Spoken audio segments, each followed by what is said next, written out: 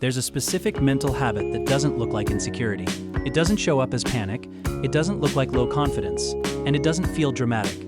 It feels controlled. You're aware of how you're perceived, aware of how you come across, aware of how small changes in behavior might shift how people see you. You don't walk into rooms blindly.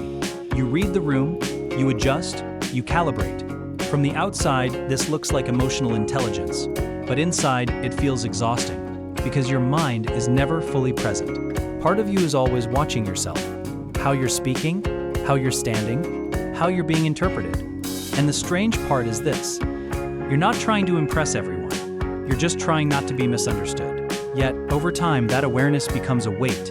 You replay conversations, you second-guess choices, you wonder if you said too much or not enough. And eventually, a quiet question starts to form. Why do I care this much? This video isn't about confidence. It's not about not caring. And it's definitely not about becoming loud or arrogant. It's about understanding why your brain is wired to monitor judgment and what changes once you stop letting it run your life. Stay until the end, because the shift that actually frees you is not what most people think. Part 1. Caring about opinions is hardwired. Let's get one thing straight first. Caring about what others think is not weakness, it's biology. For most of human history, being rejected by the group meant real danger, no protection, no resources. So the brain evolved to track approval, to notice tone changes, facial expressions, status shifts. That system still exists inside you. And if you're especially observant, it's even stronger. You pick up subtle cues. You sense shifts in energy. You notice when something feels off. This isn't insecurity, it's social awareness.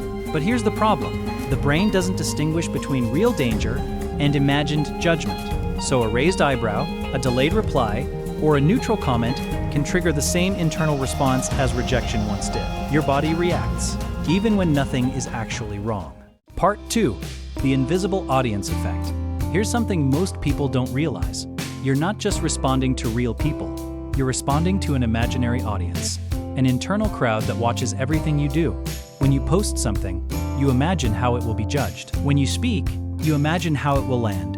When you make a choice, you imagine how it will look from the outside. This audience doesn't speak out loud, but it's always present. And the strange thing, most of the people in that audience aren't actually watching. They're busy with their own lives, but your mind fills in the gaps anyway. It creates expectations, standards, reactions, and slowly, you stop acting based on what feels right and start acting based on how it might look. Part 3. Why intelligent people care more, not less. Here's the twist.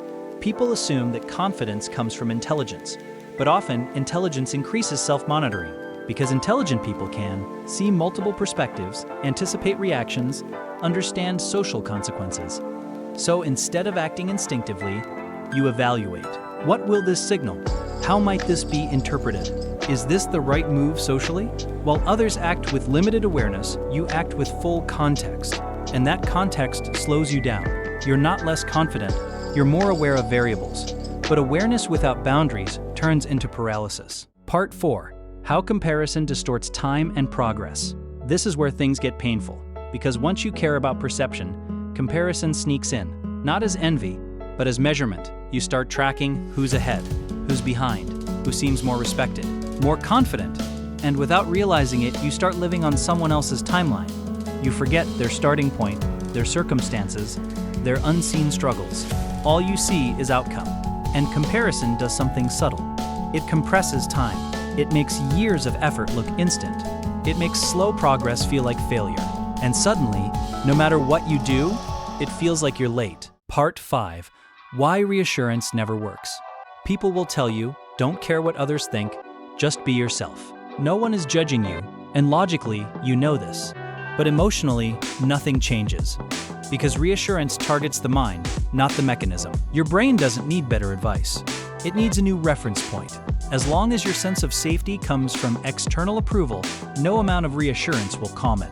You'll always check, always adjust, always wonder, because the system hasn't changed. Part 6. The real cost of seeking approval. Here's what rarely gets talked about. Caring too much about judgment doesn't just create anxiety. It slowly erodes identity. You stop asking, what do I think? And start asking, how will this be received? your preferences blur, your voice softens, your edges disappear. Not because you're fake, but because you're adaptive. And over time, adaptation becomes self-silencing. You don't feel like you're living wrong. You just feel muted. Part 7. What confident people actually do differently. Here's the misconception. Confident people don't lack awareness. They lack over-identification. They feel judgment, but they don't treat it as instruction. They don't ask, how do I avoid disapproval? They ask, is this aligned? Their reference point is internal, not because they're fearless, but because they've practiced choosing without consensus. Confidence isn't loud, it's grounded. Part 8. How to stop letting opinions control you. This is where most advice goes wrong. People tell you to stop caring, to just be confident, to be yourself no matter what. But if that worked, you wouldn't be here. Because caring isn't a switch, it's a pattern. And patterns don't disappear, they get replaced. The real shift doesn't happen when you force yourself not to care. It happens when you redefine what caring actually means. Right now, caring means this. If someone reacts negatively, I did something wrong. So your nervous system stays alert, scanning, adjusting, correcting. What changes everything is realizing that reactions are not instructions. This is the part overthinkers struggle with most. Letting a reaction exist without responding to it. Not fixing it, just letting it sit. At first, this feels uncomfortable, almost irresponsible. Your body wants to act. But if you pause, even for a few seconds, something important happens. You realize you're still safe. Nothing collapses. No catastrophe follows. You begin to learn slowly that discomfort is not danger, that being misunderstood is survivable, that silence does not mean rejection. And this is where the control shifts. Instead of asking, was that okay? You begin asking, was that honest?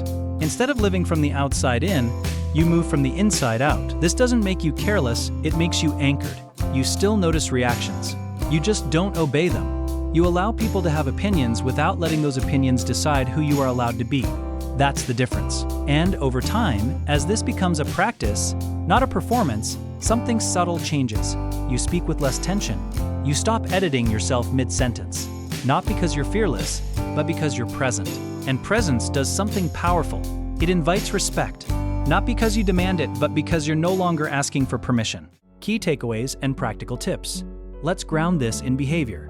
Not motivation, not theory. Action. 1. Practice low-stakes disagreement. Say something slightly honest. Let it land. Notice that nothing collapses. Delay self-correction. Pause before adjusting your behavior. Give yourself time to exist unfiltered. 3. Track alignment, not reaction. Ask, did I act like myself? 4. Expect discomfort. Don't interpret it. Discomfort doesn't mean danger. It means independence. 5. Shrink the audience. Choose whose opinion actually matters. Let the rest fade. If this resonated, it's not because you're insecure. It's because you're perceptive in a world that constantly watches. But awareness doesn't have to become self-surveillance. You don't need to harden yourself. You don't need to stop caring. You just need to stop letting external reactions define internal truth. The people you admire weren't immune to judgment. They simply decided that alignment mattered more than approval. And that decision, made quietly, repeatedly, changes everything.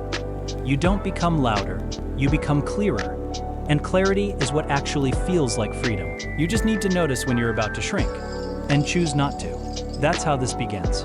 Not loudly, not dramatically, but honestly. If this kind of clarity helps you, there's another video coming like this. Until then, don't try to eliminate the discomfort. Let it teach you, because the moment you stop living for the imaginary audience, your life gets quieter, and finally, more yours.